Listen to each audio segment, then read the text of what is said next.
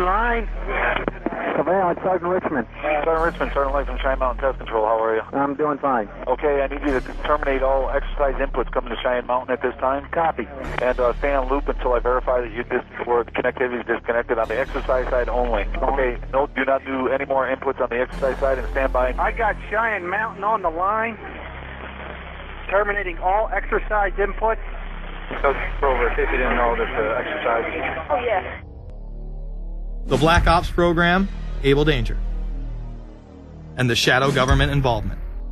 This morning we learned that the Vice President wasn't the only one sent to an undisclosed location on September 11th, that an entire backup government was and is still there and may be there for as long as anyone now at least can imagine. As well as much, much more. The government has lied about 9/11 repeatedly and used it to dominate the Middle East, while creating an evolving police state here, encroaching on civil liberties at home. And of course, building a new world order. There is a chance for the President of the United States to use this disaster to carry out what his father, a phrase his father used, I think, only once, and hasn't been used since, and that is a new world order. We know now that September 11th of 2001 was the beginning of what we might call a new world order. The new world order that this president's father talked about with such great enthusiasm seems to be high on the agenda of this administration. Under the second Bush administration, massive amounts of civil liberties were openly and brazenly taken away following 9/11. The passage of the Patriot Acts, the Military Commissions Act, and other horrifying anti-constitutional legislation was enabled by the incredible amount of fear generated by the media, all in the name of keeping us safe here at home. The war itself would create huge profits for the military-industrial complex, and the globalists would seize even more power and control over Middle Eastern resources in what they planned to become a Eurasian Union under their control. Although the establishment claimed to be fighting for our freedom abroad, they were destroying our sovereignty by stealth. Expanding on NAFTA, they were able to consolidate power on the domestic front by deindustrializing the United States through CAFTA, the Central American Free Trade Agreement, as well as the SPP, the Securities and Prosperity Partnership. Opponents, however, say the initiative is nothing less than a plan to create a North American Union that would eliminate sovereignty for all three nations. Building on the North American Free Trade Agreement, the NAFTA section of the Commerce Department is busy drafting laws and regulations for a North American Union, a union of Canada, America, and Mexico. The President has attended secret meetings and signed at least 2 agreements under the Security and Prosperity Partnership Program. The stated goal established by Presidents Bush, Fox, and Prime Minister Paul Martin is integration by 2010. It's a plan from the business elites, the political elites, that will cost more American jobs, cost American sovereignty, but it would fulfill the President's father's vision. Now, former United States Trade Ambassador Robert Zoellick is talking about it again with renewed vigor. This time, a new world order with business at the helm of trade and economic policy. It's an agenda that goes hand in hand with the United States, Mexico, and Canada working quietly and behind the scenes to promote a common market with common deregulation for the benefit of multinational corporations. It's remarkable to me, the arrogance, the idea of just simply throwing away the nation's sovereignty, but they're trying to do so in so many ways. People better understand that they mean exactly what they're saying. It's a new world order they're trying to create. Dobbs, the only mainstream anchor to expose the New World Order, resigned shortly after bullets were fired into his home. The elite do not plan on waiting around for these unions to be formed before implementing the next step in global government. Through the vast global economic crisis of the last few years, they have been able to devalue the dollar and undermine it as the world's reserve currency. They have allowed the Federal Reserve and IMF to consolidate power by taking control of the Securities and Exchange Commission, as well as issuing a global currency instead of the dollar, disguised as a special drawing rights unit. This aspect of the New World Order was announced at the G20 in April of 2009. There is a big thing that's going to happen in London at this G20, and then they're hiding it, they're camouflaging it, they're not talking about it. Coordination of international regulation. What they are going to do is to put our Fed and our SEC under the control, in effect, of the IMF. The New World Order, that's what they're planning in there, is to undermine the U.S. currency, and it's just It's just really sad. What it really is putting the American economy under international regulation. Yeah. And those people who have been yelling, oh, the UN's going to take over global conspiracy theorists. They've been crazy, but now they're right. There's 20 or whatever people in the G20. Say there's 20 ministers.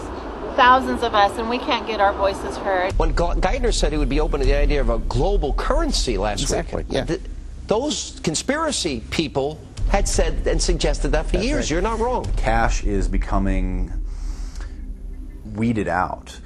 Cash will most likely be eliminated or extremely difficult to use in many situations, so that you'll have to use the global currency or the electronic currency. Even though a physical global currency is yet to exist, groups such as BRIC are openly promoting a new reserve currency, which is a conglomerate of Brazil, Russia, Indonesia, and China.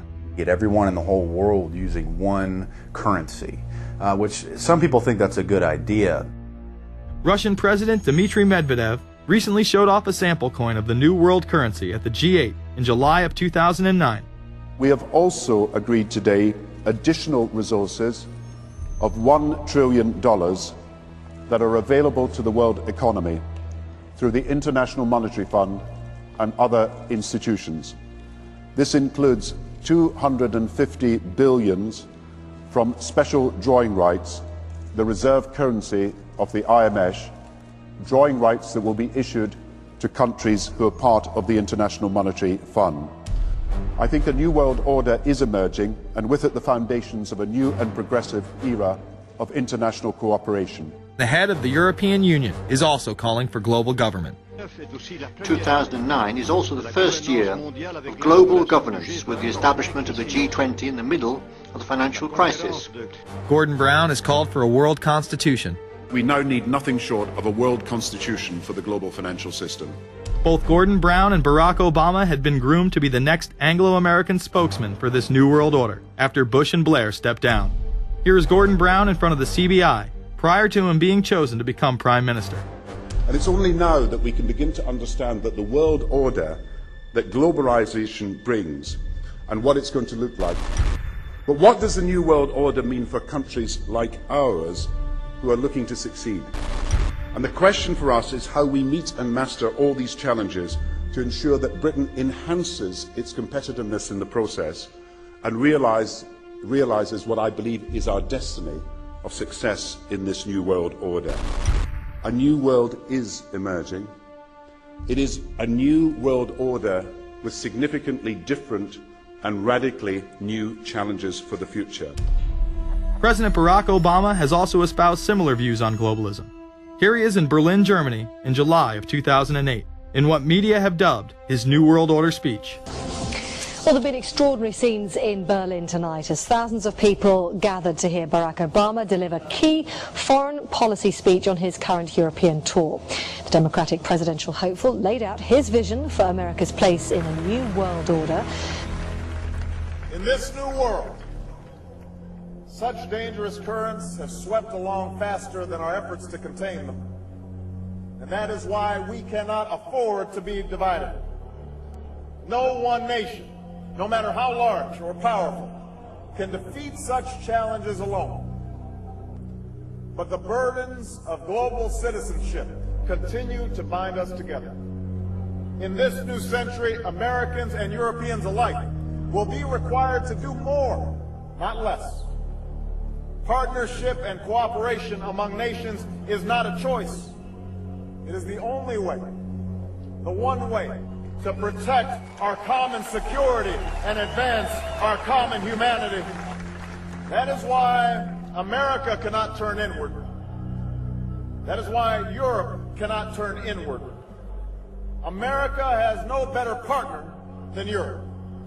Now is the time to build new bridges across the globe as strong as the one that binds us across the Atlantic. Now is the time to join together through constant cooperation and strong institutions and shared sacrifice and a global commitment to progress to meet the challenges of the 21st century. Barack Obama also became the first sitting president to ever become the chair of the Security Council for the United Nations, which only